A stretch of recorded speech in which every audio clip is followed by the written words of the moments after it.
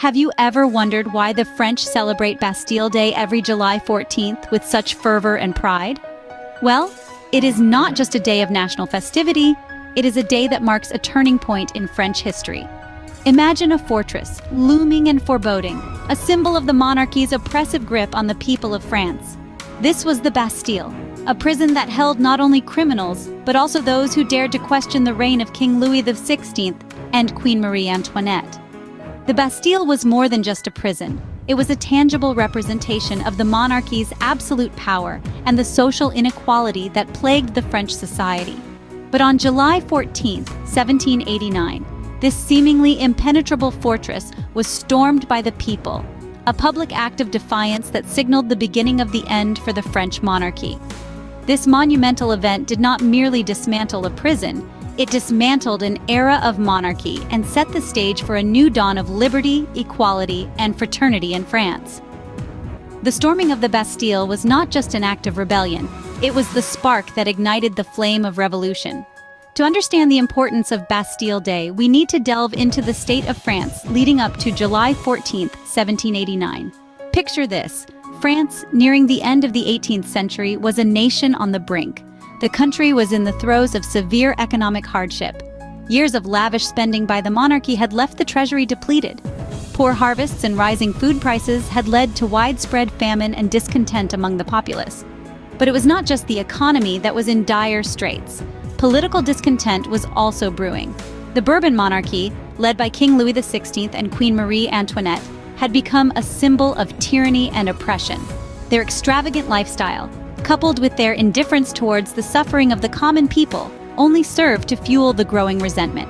And then, there was the issue of social inequality. France was a society divided into three distinct classes or estates. The first and second estates, comprised of the clergy and the nobility, enjoyed numerous privileges, including exemption from taxes. Meanwhile, the third estate, which made up the vast majority of the population, bore the brunt of the tax burden. This glaring disparity only added to the rising tide of discontent.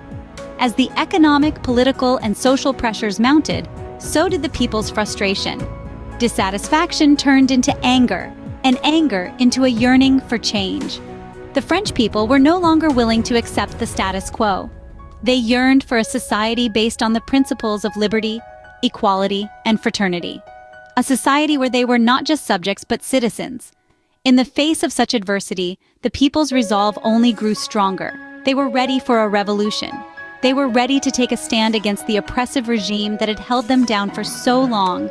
But revolutions are not started on a whim. They need a catalyst, a spark to ignite the flame. The stage was set for a revolution. All that was needed was a spark. That spark came on July 14, 1789, when French revolutionaries stormed the Bastille. This was not a random act of violence. It was a calculated move, a deliberate strike against a symbol of the oppressive Bourbon monarchy. The Bastille, a fortress and prison, represented the tyranny of King Louis XVI and Queen Marie Antoinette. On that fateful day, the fortress was filled with tension, the air heavy with the scent of impending revolution. The revolutionaries, fueled by their desire for liberty, equality, and fraternity, approached the formidable edifice. They were not merely a disorganized mob. They were the embodiment of a nation's discontent, a nation on the brink of monumental change. As the day wore on, the storming of the Bastille unfolded with a fervor that echoed the pent-up frustrations of the French populace. The revolutionaries seized the fortress's gunpowder, a strategic move that would aid their cause in the turbulent days to come. Then they freed the prisoners held within the Bastille's cold stone walls. These actions were not just symbolic. They were practical, necessary steps in their struggle against a system that had long oppressed them. But the revolutionaries did not stop there. They dismantled the fortress, brick by brick, stone by stone. The destruction of the Bastille was more than just the demolition of a physical structure. It was the toppling of a symbol, the shattering of a representation of the old regime's tyranny. That day, July 14, 1789, marked the beginning of significant changes in France. It was the first major victory in a revolution that would reshape the country's political landscape. It was a day of triumph, a day of liberation, a day that would forever be etched in the annals of French history. With the fall of the Bastille, The revolution was set in motion, and France, as the world knew it, would never be the same again. The storming of the Bastille was just the beginning. And what a beginning it was. In the aftermath, France was swept up in a whirlwind of change. The once untouchable monarchy found itself on shaky ground, with King Louis XVI overthrown. The revolutionaries, emboldened by their victory, were unstoppable, but the upheaval did not stop there.